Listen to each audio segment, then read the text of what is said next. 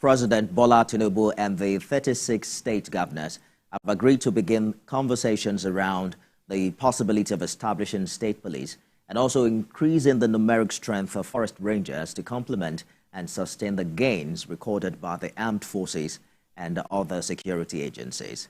These are some of the resolutions reached at a meeting convened by President Tinubu to deliberate on better ways to ensure food security and improve the quality of lives and livelihood.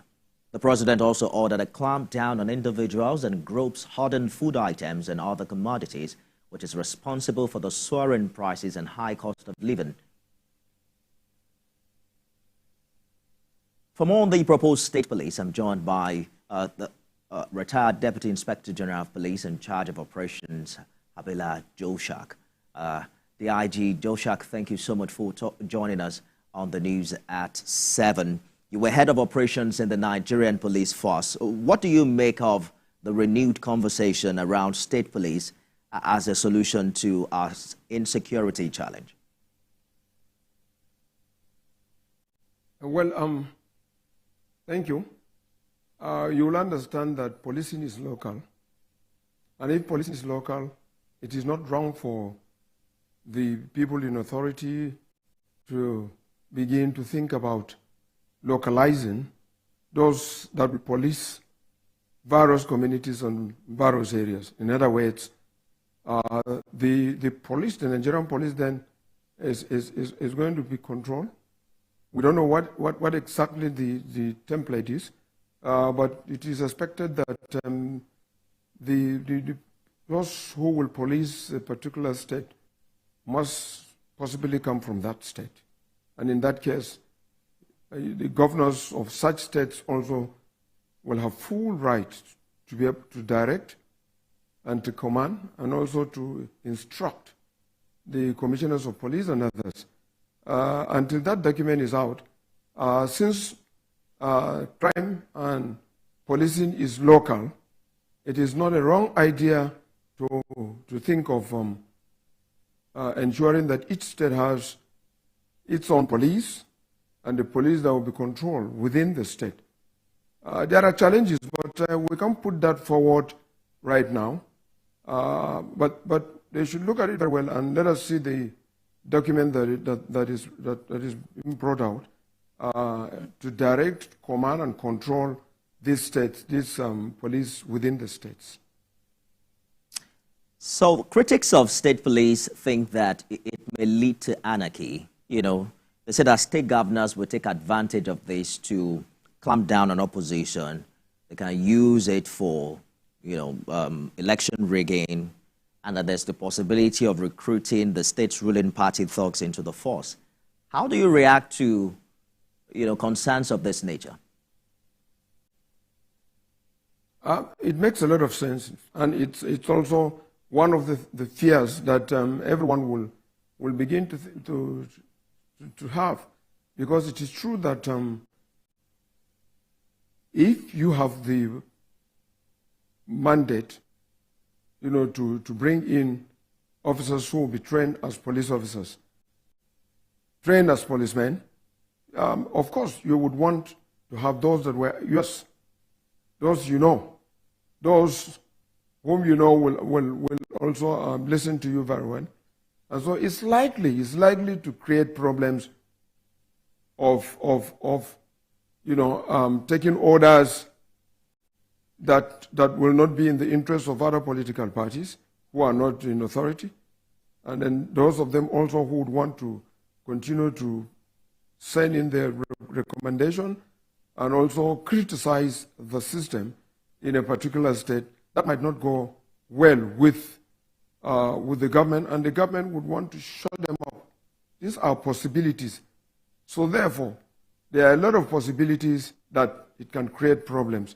At the same time, there are situations where we think those who reside in a state would be able to know areas that are flashpoints, and those who have criminalized themselves, or a lot of the people that you need to pick and interviews. And so there is the advantage and the disadvantage. But until the document is put on the table, we will not be able to conclude for the mere fact that security is local, and then we also know that there are abuses.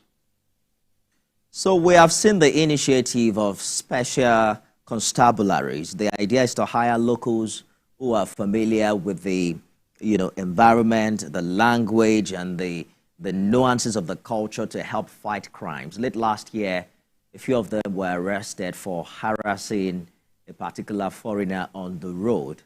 Vis-a-vis state police, when you consider such failures, with how equipped and educated these constabularies have been, what do you think are the checks and balances or the things that have to be put in place before government goes ahead with this initiative? I think we need to listen to a lot of opinion from the people, and also look at some of the countries that are also doing what we call state police.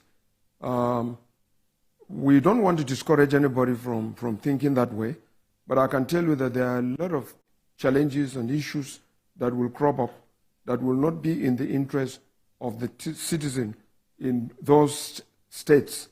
I know very well that unless there's checks and balances, and that if we take it serious, and phone is another thing. The security is very, very expensive, and when you continue to deploy phone and whatever resources and materials there, you do not get the result is just that there's peace, but you won't understand because a lot of money is required, a lot of energy is required, and sometimes there is no feedback in terms of money, and so we must also check to find out if the various state government will be able to fund security properly in each of these states.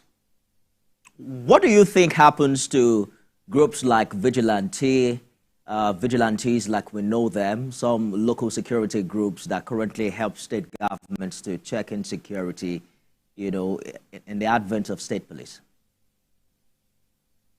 Yes,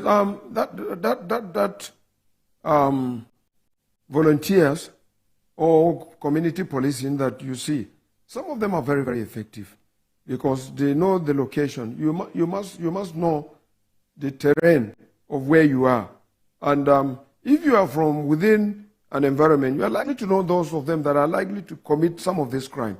In fact, you have an idea very well, and it's so easy for you to put your X-ray on them and be able to find out the author of crime and prevent them. It's very, very true that it has a lot of advantages because once you're in that locality, we have community policing, and they're doing excellently well.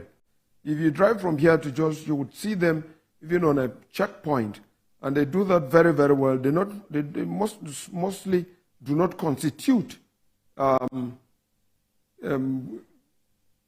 nuisance by extorting money.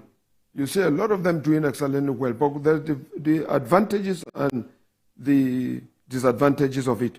And so I think if the documents are put correctly and everybody behave the way it should be, and the government will tolerate other opponents and other political parties and members of the public that are not in their party, if they can do that, then we can have a very good state police. Retired Deputy Inspector General of Police, Bola Tinubu, thank you for sharing your thoughts with us on the news tonight. Thank you for having me. Thank you.